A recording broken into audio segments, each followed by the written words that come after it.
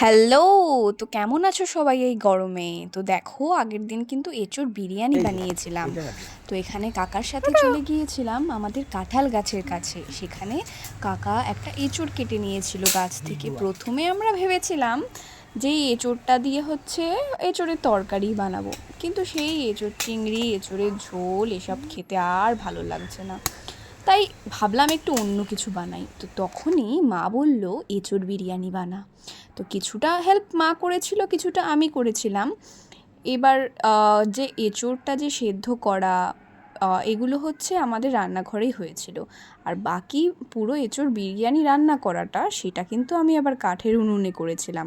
এখানে এঁচোড় ভেজে নেওয়া, এঁচোড় সেদ্ধ করে নেওয়া, তারপর আলুগুলোকে কেটে ভেজে নেওয়া এগুলো সব মাই করেছিল।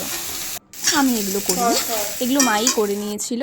আমি একটু ভিডিও করে নিয়েছিলাম। আর তারপর যে বাকি প্রসেসটা সেটা আমি আবার হচ্ছে আমাদের মাটির রান্নাঘরে গিয়ে সেখানে গিয়ে করেছিলাম। এই মাটির রান্নাঘরে আমি কিন্তু মাঝে মধ্যেই রান্না করি, তাই জন্য আমার অতটা অসুবিধে হয় না, আমি পারি করতে। তবে এঁচোড় বিরিয়ানিটা কিন্তু আজকে প্রথম রান্না করলাম। তো এখানে সব ভাজা হয়ে গেলে ভাতের জন্য এখানে জলটাও রেডি করে নিচ্ছি। জলের মধ্যে নুন, তারপর তেজপাতা, গোটা গরম মশলা সমস্ত কিছু দিয়ে কিন্তু ভাতটাকে করে নিয়েছিলাম। তারপর এখানে দেখো বিরিয়ানির জন্য আমি রসুন বাটা, টমেটো কুচি, পেঁয়াজ কুচি সব রেখে দিয়েছি। আর এখানে আদা, লঙ্কা আর হচ্ছে জিরে বাটা ছিল, সেটার মধ্যে হলুদ আর নুন মিশিয়ে একটা পেস্ট তৈরি করে রাখলাম।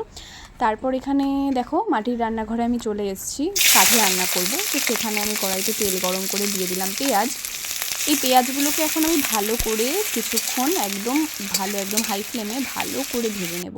একদম লাল লাল করে ভেজে নেব, কারণ হচ্ছে এই পেঁয়াজটা দিয়ে হবে হচ্ছে বেরেস্তা।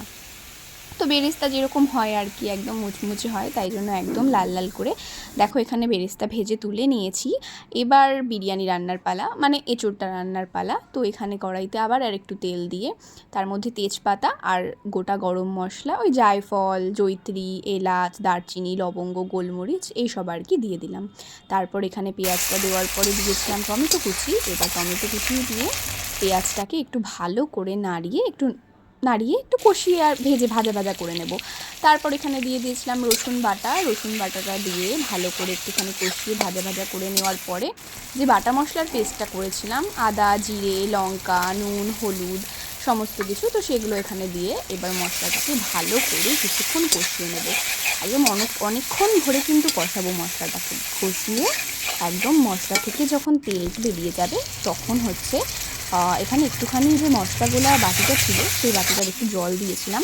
এবার দেখো আমার মশলা থেকে একদম কিন্তু তেলটা কিন্তু আলাদা হয়ে গেছে। এইবার এখানে আমার ভাজা এঁচোড়গুলো সেগুলো দিয়ে দেবো। দিয়ে এবার ভালো করে মশলার সাথে কিছুক্ষণ কষিয়ে নেব একদম ভালো করে। তারপর একটু কষানো হয়ে গেলে কিন্তু এখানে আমি ভেজে রাখা আলুগুলো একে একে দিয়ে দেবো। সমস্ত ভেজে রাখা আলুগুলো আমি এখানে দিয়ে দেব। দিয়ে তারপর মশলার সাথে কিন্তু আমি আবার ভালো করে এগুলোকে কষিয়ে নেব। ভালো করে কষানো হয়ে গেলে এখানে আমি এবার দিয়ে দেবো জল। জলটা তোমরা পরিমাণ বুঝে দেবে। তো আমার যেটুখানি দরকার ছিল, কারণ আমি বিরিয়ানি ছাড়াও এই তরকারিটা কিছুটা রেখে দিয়েছিলাম। আমার মা কাকিমা ওরা খায় হচ্ছে বিরিয়ানি দিয়ে, একটু গ্রেভি না হলে ওরা খেতে পারে না, তো যার জন্য সেটা একটুখানি রেখেছিলাম।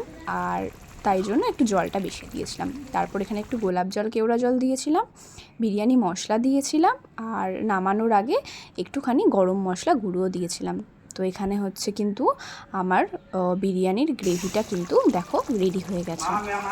এবার লেয়ারিংয়ের পালা। তো এখানে দুধের মধ্যে একটু মিঠা আতর আর ফুড কালার দিয়েছিলাম, যেটা দেখানো হয়নি। তারপর হাঁড়িতে আমি ঘি মাখিয়ে নিয়েছিলাম। গ্রেভির যে ঝোলটা ছিল সেটা কিছুটা দিয়েছিলাম। তারপর ভাত দিয়েছিলাম কিছুটা, হাফ রাইস, হ্যাঁ হাফ ভাতই দিয়েছিলাম। তারপর তার উপরে দিয়েছিলাম বেরেস্তা। তার ওপর থেকে এবার দিয়ে দিয়েছিলাম হচ্ছে গরম গোলাপ জল, একটু কেওড়া জল, মিঠা আতর আর দুধের সাথে যে ফুড কালার গুলিয়ে রেখেছিলাম সেটা। তারপর এখানে দিয়ে দিয়েছিলাম যে এঁচোড় রান্না করেছিলাম সেটা। তারপর এখানে দিয়ে দিলাম ওই বিরিয়ানি মশলা। তারপর একটু ঘি দিয়েছিলাম। তারপর উপর থেকে আবারও ভাত দিয়েছিলাম। এরকমভাবে পরপর লেয়ারিং করে শেষে আবার ভাতের ওপর বেরেস্তা আর একটু ঘি আর ওই দুধের মধ্যে যে গোলাপ জল, কেওড়া জল, মিঠা আতর আর ফুড কালার মিশিয়ে রেখেছিলাম সেটা দিয়ে লেয়ারিং শেষ হলো। এবার কিন্তু আবার আঁচে বসিয়ে দিয়েছিলাম বিরিয়ানিটাকে দমে। তো দেখো এখানে কিন্তু আমার বিরিয়ানি একদম রেডি হয়ে গেছে। আমি এই আধ ঘন্টা থেকে 45 মিনিট মতো দমে বিরিয়ানিটাকে করে নিয়েছিলাম। ভীষণ ভালো হয়েছিল খেতে। আর এখানে একটু স্যালাডও করেছিলাম, সেটাও তোমাদেরকে দেখিয়ে দিলাম।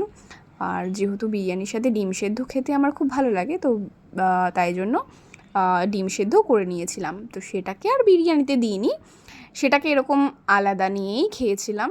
তো কেমন লাগলো তোমাদের রেসিপিটা অবশ্যই আমাকে জানিও। আর আমার ভিডিওগুলো যদি তোমাদের ভালো লাগে অবশ্যই কিন্তু আমার চ্যানেলটাকে একটু সাবস্ক্রাইব করে দিও আর আমার ভিডিওগুলোকে একটু লাইক করে দিও। আর অবশ্যই জানিও যে তোমাদের কেমন লাগলো।